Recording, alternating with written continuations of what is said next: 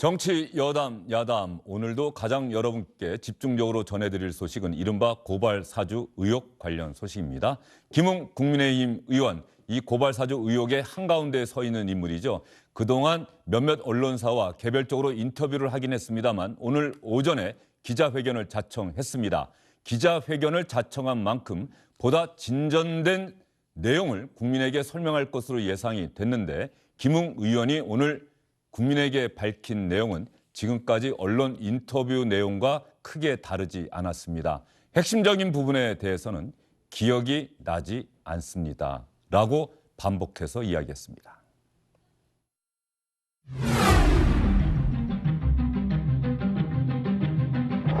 우선 모 매체를 통해 보도된 해당 고발장은 제가 작성한 것이 아님을 명백히 밝힙니다. 당시 대화는 제가 최 모 의원의 관련 문제를 당내에서 최초로 제기했다는 점을 밝히는 것이었고, 또 제가 정치 공작에 가담했다는 루머를 퍼뜨리는 세력이 있는데 이는 명백한 허위사실 유포이며 엄중히 법적 조치를 취할 예정입니다.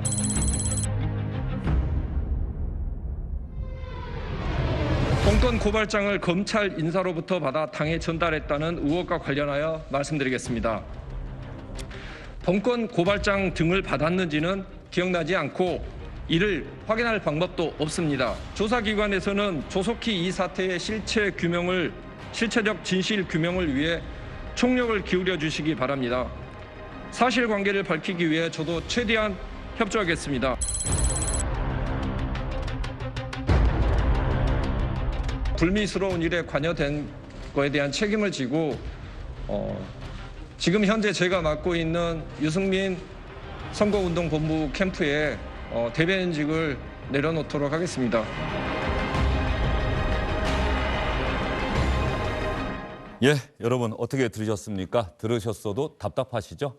장성철 대구 카톨릭대 특임교수, 현근택 전 민주당 상근 부대변인과 함께 이 이야기를 집중적으로 해보도록 하겠습니다. 두 분 어서 오십시오. 안녕하세요. 우리 현근택 전 부대변인, 지금 이재명 지사 캠프에서 활동하십니까? 네네. 예. 이번 사안에 대해서는 이재명 캠프에서도 상당히 큰 관심을 가졌을 것 같은데 오늘 김웅 의원의 기자회견 어떻습니까? 좀 실망스럽다는 분들이 많은 것 같은데요. 그렇죠. 저는 왜 했는지 모르겠어요. 보통 기자회견 이게 초미의 관심이 며칠 동안 계속 관심이었고 모든 언론뿐만 아니라 뭐 정치인들 관심 가졌는데 그럼 뭐 하나라도 좀 속 시원하게 해명이 돼야 되는데 중요한 질문에는 다들 뭐 기억이 안 난다. 똑같은 얘기 했거든요. 오히려 제가 보기에는 그 전전날이나 보면은 뭐 단독으로 굉장히 모순된 반응도 많이 나왔어요. 네. 많이 나와서 사실은 그걸 다 일일이 쫓아가기도 힘들 정도였는데 오히려 더 혼란을 부추긴 게 아닌가. 그래서 이분이 뭐 정치인이라면 기본적으로 국민들한테 뭔가 해소를 하고 의혹에 대해서 한 가지라도 뭔가 이제 분명한 걸 줘야 되는데 중요한 답변은 하나도 안 한. 제가 보기엔 그냥 하나만한 인터뷰 한 게 아닌가라고 보고 있습니다. 유승민 전 의원도 어제 기자들에게 김웅 의원에게 기억이 나지 않아도 최대한 애를 써서 기억을 되살리고 있는 그대로 가능한 한 사실에 가깝게 사실 그대로 기자들에게 국민에게 설명을 해야 한다라고 얘기했다라고 하는데 오늘 김웅 의원의 기자회견에 알맹이는 없다. 뭐 그런 평가를 받을 수밖에 없을 것 같아요. 알맹이도 없고 껍데기도 없다라고 껍데기도 보여집니다. 없다. 예. 왜냐하면은 기억이 안 난다. 딱 내가 가진 자료가 없기 때문에 나는 확인도 할 수 없다. 그러나 조사기관에서 실체를 규명한다면 나는 최대한 협조하겠다. 이게 뭔 말입니까? 자기는 기억도 못하고 여러 가지 증거 자료도 없는데 어떻게 협조할 것인지 그것도 상당히 문제인 것 같고요. 무의미한 기자회견이었다라는 생각이 듭니다. 그렇다면 우리가 추측해 볼 수 있는 건 두 가지인 것 같아요. 네. 진짜 기억이 안 나거나 아니면은 본인에게 가해질 법적 도덕적 책임을 지우기 위해서 그냥 기억이 안 난다, 나는 책임이 없어요 이렇게 얘기하는 것 같은데 자칫 잘못하면 이번 사건으로 김웅 의원의 정치적인 미래가 상당히 위태로워 보인다라고까지 말씀드립니다. 김웅 의원도 어쨌든 간에 상당히 참신한 이미지로 그렇죠. 지난해 총선에서 국회의원에 당선이 됐는데 이번 사안에 대한 김웅 의원의 해명은 그런 국민적 기대에 미치지 못했다. 자, 그러면 두 분 다 비판적인 의견을 밝혀주셨는데 말이죠. 오늘 기자들도 일단 김웅 의원이 먼저 자신이 적어온 입장문을 읽고 그다음에 기자들의 질문에 답변을 했었거든요. 기자들도 얼마나 답답했겠습니까? 기자들이 가장 많이 한 질문은 어떤 것들인지 그리고 그 질문에 김웅 의원은 어떤 내용으로 답변했는지 저희가 따로 영상으로 구성해봤습니다.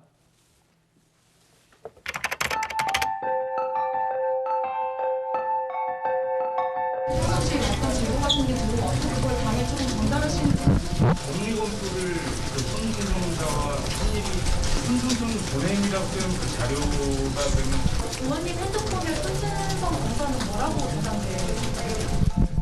자꾸 그걸 왜 기억 못하냐고 이야기를 하시는데 그럼 제가 기억이 안 나는데 기억난다고 거짓말을 해야 되겠습니까? 저는 전화 자주 안 합니다. 그리고 성검사하고 이렇게 서로 전화를 해서 서로 이렇게 이야기할 만한 내용은 아니고요. 근데 지금 제 전화번호에는 지금 그 입력이 안 돼 있습니다. 그거는 어떻게 그 당시에 저장됐는지는 제가 지금 기억이 안 납니다. 그런 식으로 고발장을 직접 전달하는 다른 사례가 있었고 고발장의 요건과 행동을 갖춘 내용을 전달하는 행위자가 대화와 자료를 넘기는 그 방이었다는 것을 당 지도부 측에 전달했다고 하셨잖아요. 그게 혹시 여러 명인가요? 아니면 한 명이? 그때 아마 저 제보를 했던 사람도 뭐 얼핏 그 이야기를 한 것 같은데 N번방 사건 TF도 있고 이래서 일단은 제가 그때 당시에 경황이었기 때문에 들어오는 건 그냥 그대로 다 전달을 하지 그때 당시에는 어느 방이든지 제가 제보를 받은 방과 전달하는 방은 그 일이 끝나고 나면 다 삭제를 했습니다, 저는.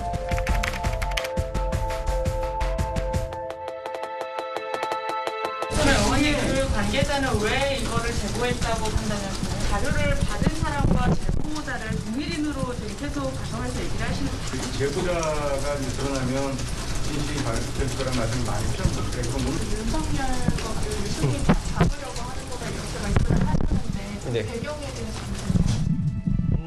제가 생각하는 그 제보자가 만약에 맞다면은 그 의심이 뭐 쉽게 금방 와 닿으실 거예요.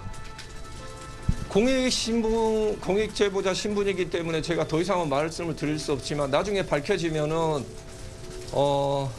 제 이야기의 진위도 확인이 저절로 될 거라고 알고 있습니다.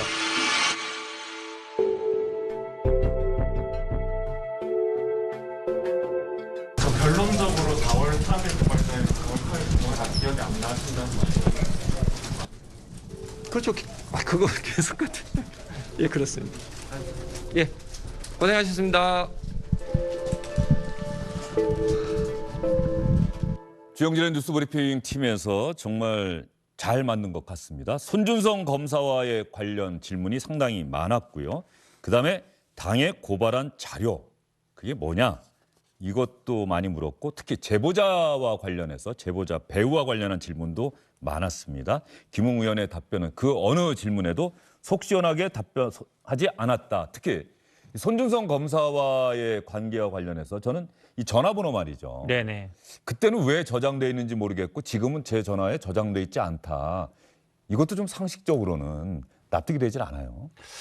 연수원 동기 중에요. 검사가 뭐 한 50명, 100명 정도인데 보통은 이제 근무하다 보면 근데 이분들이 다 경력이 오래됐거든요. 20년, 30년 된 분들이라 모른다는 게 이상하죠, 오히려. 그리고 전화번호 결국은 이제 전달했기 때문에 뭐 보냄 이렇게 돼 있는데 텔레그램 쓰신 분들은 알겠지만 이제 번호 뭐 저장됐거나 안 됐거나 전해주면 그게 뜨는 거거든요. 그런데 지금 저장 안 됐다. 뭐 지웠을 수도 있죠. 그러니까 여러 가지 얘기하시지만 결국은 이분도 이제 검사 생활 하셨고 그 경력으로 이제 정치인이 되셨는데 검찰청에 가서 만약에 이게 지금까지 이렇게 말씀하시면 아마 그분 아마 굉장히 혼 많이 났을 거예요. 불려가서 이거 말이 되냐 이렇게 20장 넘는 고소장 150장 넘는 그 첨부 서류를 다 보내줬는데 그거 기억 안 한다는 게 말이 되냐라고 당장 나올 텐데 저는 이분이 그래도 검사 출신이면 기본적으로 어떤 실체적 진실을 밝히려는 의지가 있는 게 아니냐. 이걸 중시 여기잖아요. 저희들이 법조인들한테 요구하는 게 그런 건데 일반적인 정치인들도 이렇게 하진 않아요. 그리고 그동안 언론을 대화하면서 얘기한 거 보면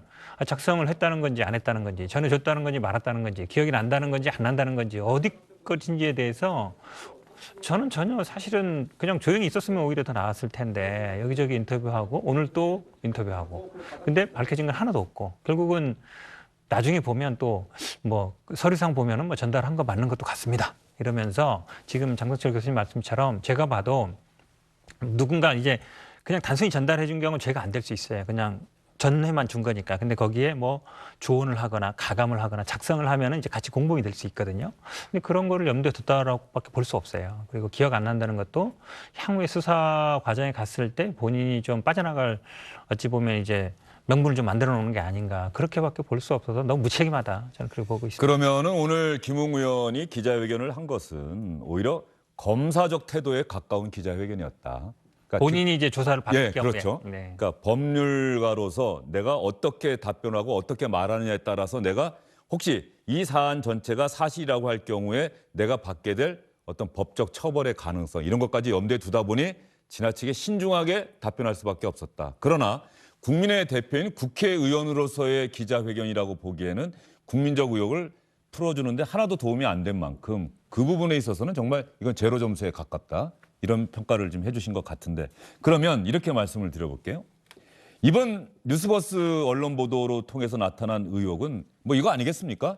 윤석열 전 검찰총장의 지시로 혹은 묵인 방조하에 손준성 검사가 고발장 같은 거 자료들을 직접 준비하고 작성해서 김웅 당시 미래통합당 후보에게 텔레그램 메시지로 전달을 했고 이것을 통해서 김웅 의원이 그걸 당에 전달을 했고 미래통합당에서 이걸 그때는 고발하지 않았지만 뭐 총선이 끝나고 한 넉 달쯤 뒤에 최강욱 열린민주당 의원에 대해서는 고발장을 제출했다. 이게 의혹의 전체적인 원리 그렇죠. 아니겠습니까? 그러면 윤석열 전 총장의 관련 부분은 그 다음 문제일 것 같아요. 손준성 검사로부터 이걸 받았느냐 안 받았느냐 이거를 김웅 의원이 그 부분은 확실하게 얘기를 했어야 되는데 그게 기억이 나지 않는다. 연수원 동기인 손준성 검사의 전화번호가 그때 왜 저장돼 있고 지금은 저장돼 있지 않다. 이것도 나도 잘 모르겠다. 이런 답변을 어느 누구가 이게 수긍할 수 있겠는가 이런 생각이 들 수밖에 없어요. 근데 앵커님, 이 사건과 관련해서는 평론하기가 너무 어려워요. 사건의 실체가 지금 밝혀진 거는 딱 하나 같아요. 내가 뭔가 자료를 당에 전달해줬다 이거밖에 없어요. 근데 그 전달 자료가 고발장인지 아니면 내가 쓴 뭐 낙서 같은 건지 아니면 그냥 뭐 어떤 첨부 자료인지 그것도 기억이 잘 안 난다라는 거거든요. 이걸 가지고 어떻게 평가를 해야 될지 모르겠어요. 사실이라면 만약에 이런 가정법 하에 와 이거 정말 윤석열 후보가 이걸 지시했으면은 좀 후보 사퇴해야 될 건 아닙니까? 그리고 손준성 변호사 어떻게 손준성 검사 어떻게 수사 정보 정책관으로 있으면서 이런 식의 고발장을 만들 수가 있어요. 이렇게 비판할 수 있지만 핵심 당사자인 김웅 의원이 기억이 안 난다고 하니 평론하는 저로서도 정말 너무 답답하고 힘듭니다. 좋은 말씀 하시는데요. 저도 이거 며칠 쫓아가다가 포기했어요. 보통 평론하시는 분들이 기사를 검색하면서 이분이 어제 무슨 말하고 오늘 무슨 말하고 쭉 찾아보잖아요. 근데 뭐 한날 1시에 막 단독으로 다른 말들이 나오니까 이게 아니 이걸 어떻게 쫓아가다가 저도 사실은 그냥 포기해서 오늘 이제 인터뷰는 쭉 봤는데 아, 이분이 말이라는 게 지금 말씀 중요한 것처럼 사실은 이제 윤석열 총장이 관여했는지 부분은 지금 이제 우리가 알 수는 없잖아요. 결국 이거 수사 영역이라고 보는데 최소한 김웅 의원이 근데 저는 뭐 그동안 쭉 내용이라고 봤을 때 그 고발장이라는 이걸 부인하지 않는 거 보면 전달해 준 건 맞는 것 같아요. 그다음에 말씀하신 것처럼 뭐 어차피 주민등록도 똑같이 틀렸다는 거잖아요. 그런 건 참 우연이 아니거든요. 왜냐하면 하필이면 법조인 대관에 나오는 거. 이게 우리 보통 네이버 찾아서 하거든요. 근데 네이버는 다른데 법조인 대관에 나오는 주민등록번호가 똑같이 틀렸다. 그리고 고발 8월 달에 했던 그 변호사가 아침에 나와서 얘기했잖아요. 그러니까 당에서 받았었다. 고발장. 그래서 8월에 고발했다는 거잖아요. 그러면 어쨌든 전달된 건 맞는 거예요. 제가 보기에. 전달된 건 맞는 거라서 김웅 의원이 전해준 건 맞고 그다음에 손준성 검사한테도 받는 건 맞는 것 같은데 그건 객관적으로 드러난 부분들은 인정하고 이렇게 가야지 어느 정도 드러나고 있는데 본인은 끝까지 뭐 기억 안 난다. 제가 보기에는 기억 안 난다고 하더라도 아마 서류가 입증하기 때문에 물증으로는 제가 보기에 전달된 건 맞는 것 같습니다. 근데 아무리 생각해도 이 사건은 미궁에 빠질 것 같아요. 왜냐하면 검찰이 지금 이중에 감찰하고 빠지길 있고 바라는 거죠. 아니요. 왜냐하면 첫 번째 가장 큰 핵심이 그거 진짜는 아니다 이거죠. 네. 미궁에 빠지길 바라는 건 아니다. 그건 아닙니다. 예. 밝혀졌으면 좋겠어요. 국민적 의혹은 당연히 밝혀져야죠. 손준성 검사가 어떠한 고발장이나 자료를 만들어서 김웅 의원에게 전달해 줬다라는 사실을 먼저 밝혀야 되는데 이게 안 밝혀질 것 같단 말이죠. 수사정보정책관실 같은 경우에는 이미 한번 검찰에서 압수수색을 해서 그분의 컴퓨터를 다 뒤져봤거든요. 윤석열 전 총장 그 징계 판사 사찰 문건 관련해서 아 그랬겠군요. 네. 그런데 그 당시에 만약 이런 문건이 나왔으면 추미애 법무부 장관 시절인데 가만히 있었겠습니까? 아. 당연히 이 사건 가지고 아니 윤석열 총장이 이런 식으로 뭐 본인 사건 관련해서 지시를 해가지고 검찰을 사유화했다 뭐 이런 식의 어마어마한 공격을 가했을 건데 거기서 아무것도 안 나왔기 때문에 이것이 지금 와서 압수수색을 한다, 포렌식으로 한다라고 해서 발견될 것 같지가 않아요. 그러면 고발장이 발견되지 않았다면 윤석열 총장의 지시나 묵인 이것도 밝힐 수가 없을 거예요. 그거는 나머지 부분들 손준성 검사가 고발장을 보냈고 김웅 의원과 연락을 주고 받았고 이게 먼저 확인이 된 다음에 규명돼야 할 문제인 거죠. 윤석열 전 총장의 지시가 있었느냐 하는 그렇죠. 부분은. 그렇죠? 그러니까 이런 것도 다 우리가 밝혀낼 수가 없고 손준성 검사는 황당하다. 그런 일 없다. 법적 대응하겠다라고 얘기를 하고. 그래서 손준성 검사는 PC를 다 뒤져봐도 나올 게 없으니 네. 뭐 그것 때문인지 아닌지 모르겠지만 의혹 전체를 좀 부인하고 있는 건 아니에요? 그렇죠. 그리고 핵심 당사자인 김웅호는 기억이 안 난다 그러고 윤석열 후보 같은 경우에는 이게 뭔 일이냐 황당하다. 정치 공작이다. 나도 이거 정치 공작 당하는 거다. 한두 번 당했냐 이런 식의 얘기를 하고 있거든요. 그럼 제보자 좋아요. 그럼 제보자가 어느 정도 사실은요 제가 진짜로 받아가지고 했습니다라고 해야 되는데 제보자는 나는 제보 안 했어요라고 했어요. 다 부인하고 있습니다. 이거 어떻게 밝혀냅니까? 좋은 얘기 하시는데요. 네. 오늘 김웅 검사도 뭐라 그랬냐면 김웅 의원? 네, 예. 김웅 의원이 손 검사 컴퓨터 보라 그랬거든요. 근데 저는 컴퓨터는 없을 거라고 봐요. 왜냐하면 사무실에 있는 컴퓨터로만 텔레그램 깔아가지고 그걸로 이런 고발장을 준다? 그거는 강 큰 사람 아니면 못합니다. 예. 예, 그리고 보통 이번에도 문제가 되는 게 보면 다 사진 찍어서 사진을 캡처해서 보냈거든요. 그러니까 우리가 보통 파일로 넣을 경우에는 파일 그 경로가 유출이 돼요. 파일 작성 날짜라든지 아니면 뭐 어디서 왔는지 되잖아요. 건너 가더라도 저장했던 거니까. 네. 근데 요 전달은 다 캡처해가지고 사진으로 찍어서 그럴 경우에는 경로를 파악이 안 됩니다. 그런데 그 대부분 그리고 그건 사진을 캡처하기 전에 네. 그 작성은 했을 거 아니에요. 만약에 했다면 그 그거는 작성을 했는데 딴 데서 그거는 했을 수 있죠. 딴 데서. 그리고 대부분이 보면 아시겠지만 페이스북 캡처예요. 그러다 보니까 저는 컴퓨터보다 핸드폰으로 했을 가능성이 많다. 그리고 그 고소장 작성 같은 경우는 뭐 개인 컴퓨터로 했을 가능성이 있어서 저는 그 사무실에 있는 컴퓨터에서 보통 텔레그램을 거의 물론 저희들은 뭐 컴퓨터에도 깔아놓고 쓰지만 보통 텔레그램은 거의 핸드폰으로 씁니다. 그렇죠? 예. 그렇게 본다 그러면 오히려 관건은 핸드폰인데 그 핸드폰이 남아 있겠느냐 이제 그게 관건이죠. 제가 보기에 핸드폰 벌써 바꿨을 가능성이 있다. 뭐 여러 가지 이유를 대겠죠. 보통. 지금 두 분 말씀 들어보면 대검이 감찰을 진행하고 있고 뭐 제보자의 휴대전화도 확보했다고 하고 손준성 검사의 PC도 확보했다고는 하지만 막상 감찰 또 그다음에 수사로 전환돼서 수사를 한다고 한들 이 사실관계 규명이 사실은 진술 말고는 대단히 어려울 수 있다. 특히 그 제보자가 만약에 휴대전화 직접 건넸고 대검이 공익 제보자 신고 전화를 받고 공익 제보자로서 인정을 했다라고 한다면 적어도 휴대전화에 있는 그런 내용들의 뭐 허위나 이런 부분들은 없다고 일단 판단한 것 같다라고 하는 게 합리적인 추론일 것 같고요. 그럼에도 불구하고 김웅 의원은 그런 어떤 고발장이나 판결문 이런 것들이 또 조작됐을 수도 있다고 주장들을 하니 그런 부분들도 또 검증해야 되는 것 아니냐. 그러다 보니 야 이거 검찰이 수사를 해도 쉽지 않겠다. 그러면 결과적으로 대선 전국 내내 이 이른바 고발 사주 의혹은 계속해서 해소되지 않고 전국을 달굴 것이다.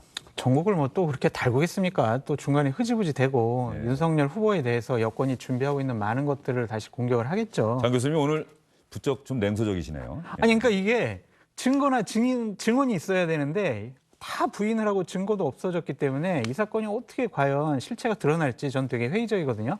대검 행태도 좀 이상한 게요. 대검에서 지금 감찰을 하고 있잖아요.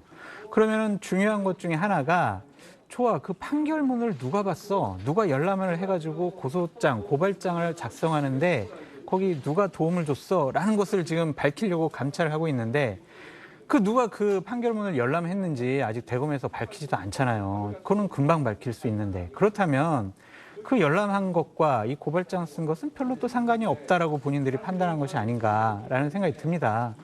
아무리 생각해도 이것은 미궁에 빠질 수 없고 미궁에 빠질 수밖에 없고 결론적으로 말씀드리면 윤석열 후보는 고발을 사주한 의혹을 받는 이미지만 갖게 될 것 같아요. 그래서 상당히 윤석열 후보한테는 안 좋은 그러한 상황에 처해졌다라고 보여집니다. 윤석열 전 검찰총장 관련해서는 뭐 많은 분들이 그런 생각을 갖고 있는 것 아니겠어요? 이른바 추윤 갈등. 현 정부 들어서 추미애 전 법무장관 시절에 윤석열 검찰총장이 계속해서 뭔가 탄압을 받았다. 어떤 이런 이미지가 누적되고 구축이 되면서 야권의 유력한 대선 주자가 됐는데 결과적으로 지금 상황에서도 거의 비슷한 상황이다. 그런데 민주당에서는 거 봐라. 윤석열 전 검찰총장이 검찰권을 사유화했다는 증거가 드러나지 않았느냐라고 주장을 하고 있고 국민의힘은 신중하게 하면서도 이거 봐라. 이게 바로 여권이 늘 하는 정치 공작 아니냐. 이런 두 주장이 그냥 팽팽하게 맞서면서 계속 굴러갈 수밖에 없는. 이게 어쩌면 근데 뭐 우리 정치의 현실을 보여주는 것 아닌가 싶은 아니 저는 근데 정치 공작이라고 뭐 장제원 의원이 하시는데 정치 공작이고 뭐 배우를 캐야 된다 그러는데 그 정치 공작 누가 하는 거예요? 지금 국민의힘 내부에서 하는 거거든요. 맞잖아요. 김웅 의원이라든지 이런 분들이. 그러니까 저는 공작이라고 보지는 않는데 왜냐하면 이게 예를 들어 여권에서 뭐 기획을 해가지고 했으면 모르겠지만 지금 뭐 제보자로 알려진 분도 그렇고 김웅 의원님도 그렇고 다 국민의힘 관계자분들이잖아요. 그리고 배우도 사실은 여러 뭐 캠프 얘기되고 있지만 대부분 얘기되는 분들도 보면 국민의힘 쪽 분들 이에요. 그러다 보니까 이거를 뭐 집권 여당에서 뭐 배후 조정해서 정치 공작을 한다. 그 자체가 제가 보기에는 성립 안 될 것 같은데 또 앞으로 잠깐 돌아와서 말씀드리면 결국은 1번은 김웅 의원 핸드폰, 2번은 이 송 검사 핸드폰인데 이 두 개 확보를 못하면 제가 보기에 미국으로 빠질 가능성이 있다고 봅니다. 왜 그러냐면 결국은 그 지금 나온 것들은 다 캡처하고 사진 찍은 것들이에요. 전달받은 사람이잖아요. 앞으로 넘어가야 되는데 결국은 핸드폰으로 나왔을 것이고. 그런데 이 지금 핸드폰이 아니라 그 당시 핸드폰이 그렇죠. 작년 4월이기 때문에 네. 또 이제 이분들이 핸드폰을 중간에 바꿨다 하더라도 우리 아시겠지만 텔레그램은 또 우리가 조회를 안 되거든요. 수사가 안 되기 때문에 이게 제가 보기엔 수사 쉽지 않은 상황으로 흘러갈 수도 있다고 봅니다. 근데 이제 야권, 김웅 의원이 얘기하는 여권의 공작이다라고 하는 거는요. 제보자가 원래는 뭐 국민의힘에 소속된 분이었고. 자, 제보자 부분 얘기는 한번 좀 얘기를 해보죠. 네, 제보자 네. 부분 한번 얘기해 보는데 네. 그게 사실 어떤 면에서 시청자분들이 가장 궁금해하실 대목일 것 같은데 전제가 있어요. 이제 공익 신고자로 대검이 인정을 했기 때문에 혹시 두 분이 말씀하시다가도 이 제보자가 누구인지 추론이 가능한, 추정이 가능한 얘기는 절대 하시면 안 됩니다. 예. 그러니까 그 분이 지금은 어떤 여권의 특정한 캠프에서 그분을 돕고 있다라고 또 여의도에서 소문이 나 있어요. 그런데 뉴스버스 기자는 아직도 국민의힘에 있다. 또 이렇게 얘기를 하지 않았습니까? 당적은 또 국민의힘 당적이다라고 그런 게 얘기가 되고 있죠. 그러니까 이게 너무나 많은 설들과 소문들이 뒤섞여 가지고요. 사실 파악이 너무나 어렵습니다. 또 다른 얘기도 있습니다. 그냥 여의도에서 돌아다니는 얘기 중에 하나가 김웅 의원이 A라는 제보자한테 줬는데 A라는 제보자는 당시에 뭐 미래통합당의 어떤 법률지원단에 소속된 분에게 줬다. 그 B라는 분이 이번에 기자한테 넘긴 거다. 또 이러한 스토리도 있어요. 그래서 이것들이 너무 섞여서 뭐가 뭔지를 솔직히 모르겠어요. 너무 황당하고 어려운 부분입니다. 평론하기가. 예. 제보자 관련해서는 예. 여당의 캠프에 가 있는 것 아니냐라고 하는 의혹이 혹시 야당 쪽에서 나오고 있는지 모르겠는데 아마 현근택 부대변인도 들으셨죠? 물타기죠. 예. 저도 들었습니다. 전형적인 물타기인데 왜 그러냐면 김웅 의원도 오늘 보면 공익신고한 뒤로 숨어버리더라고요. 중요한 얘기하려면 말을 싹 돌려서 이게 공익 제보했으니까 안 된다로 얘기하면 피해갔는데 어찌 보면 이제 공익신고를 특정 못하기 때문에 그 뒤로 약간 숨는 듯한 건데요. 사실 이분이 그분이든 아니면 전달해준 뭐 다른 뭐 법률지원단에 있던 분이든 공통점이 하나 있어요. 어쨌든 국민의힘 쪽 사람이다. 그 당시에. 지금 모르겠어요. 오늘 김웅 의원이 한 얘기 중에 하나가 자기가 직접 확인한 건 아니다. 기자가 자기한테 이렇게 얘기를 해줘서 그런가? 라고 했을 뿐이다라고 하는데 표현을 쓴 게 황당한 캠프에 가 있다라고 얘기를 한 것 같아요.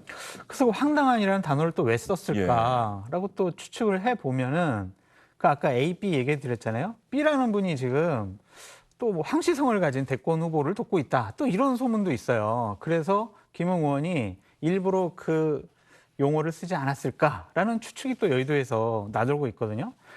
그러니까 거듭 말씀드리지만 이게 너무 많은 가정과 소문, 확인되지 않은 미확인 사실 가지고 평론한다는 것이 어떤 의미가 있을지 참 저희들도 답답합니다. 어쨌든 민주당 쪽은 아니고요. 국민의힘 쪽이고 캠프도 국민의힘 쪽일 가능성이 많다. 예. 그러니까 이게 뭐 여당의 배후 세력 정치 공작은 제가 보기에 애초부터 성립이 안 되는 거다라고. 그러면 말이죠. 조금 전에 장성철 교수님이 떠도는 소문을 이야기하신 거라는 점을 여러분께 다시 한번 말씀드리고요. 어떤 사실관계 확인해서 드린 말씀은 아니다.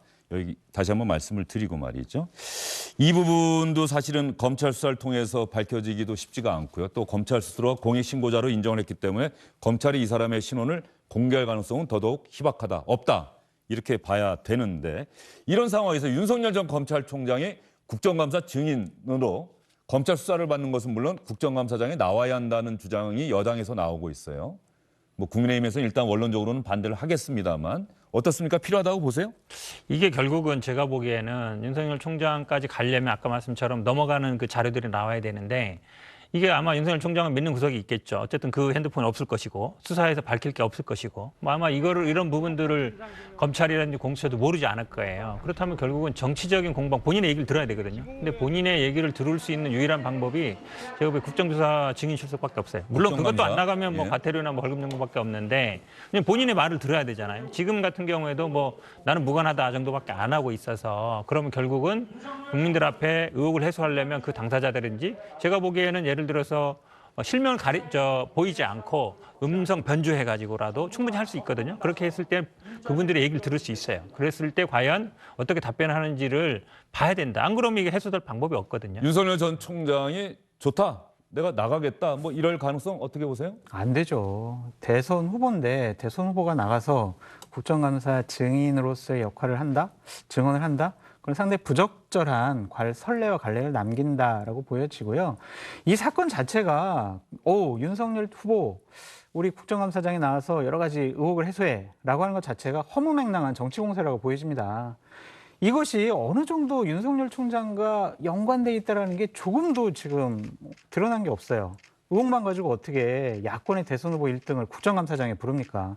그럼 반대로 야당이 이재명 지사와 관련해서 여러 가지 의혹을 제기하고 난 다음에 국정감사장에 부를게요 하면은 동의해 주겠습니까? 정치는요, 최소한 선을 넘지 말아야 되는데 대선 후보들에 대해서 국정감사장의 증인으로 부른다? 그것은 선을 넘는 행위다라고 말씀드리고 싶습니다. 이재명 지사는 경기도 국정감사가 있기 때문에 국정감사장에 당연히 나가야 되죠. 나갈 수밖에 없죠. 나오면 아마 그전에 지금 여당이 문제 삼고 있는 변호사비 문제나 휴가 문제 다 물어볼 것 같은데요. 왜 그러냐면 이게 자꾸 뭐 관련된 게 없다 그러는데 아니 고발장의 피해자가 윤석열 총장이고 부인이에요. 한동훈 검사장도 있지만 사실은 주된 거는 총장과 부인이고 거기에 또 주된 것들은 뭐 주가 조작이라든지 사적인 문제란 말이죠. 그런 고발을 하면서 아니 총장이 피해자로 고발을 하는데 그 참모든지 이런 사람들이 총장 의견을 안 물어본다는 게 말이 안 되잖아요. 그러니까 지금 말씀처럼 예를 들어 이재명 지사가 피해자로 해서 고발을 했다. 그럼 당연히 그분이 나가서 해명을 해야죠. 그러니까 그런 상황이기 때문에 단순히 이게 모든 분이 우려하는 것처럼 이게 뭐 수사로도 제대로 안 되는 상황에서 정치인 공방만 하다 끝난다 그러면 사실은 윤석열 총장 입장에서 좋을 게 없어요. 알겠습니다. 밝히는 게 본인한테도 나올 수 있는. 자, 그러면 잠시만요. 이제 이쯤까지 듣고요. 두 분 하신 말씀이 어떤 면에서 보면은 이제 시청자분들도 충분히 이해를 하셨으리라 생각이 들고요. 안녕하십니까, 주영진입니다. 더 많은 뉴스와 라이브 이벤트를 보고 싶으시다면 화면 오른쪽을 눌러서 구독해 주시기 바랍니다. 저희 SBS 앱을 다운로드 받으시면 뉴스 속보 알림도 받아보실 수 있습니다. 텔레비전으로도 SBS 뉴스, 유튜브로도 SBS 뉴스 잊지 마시기 바랍니다.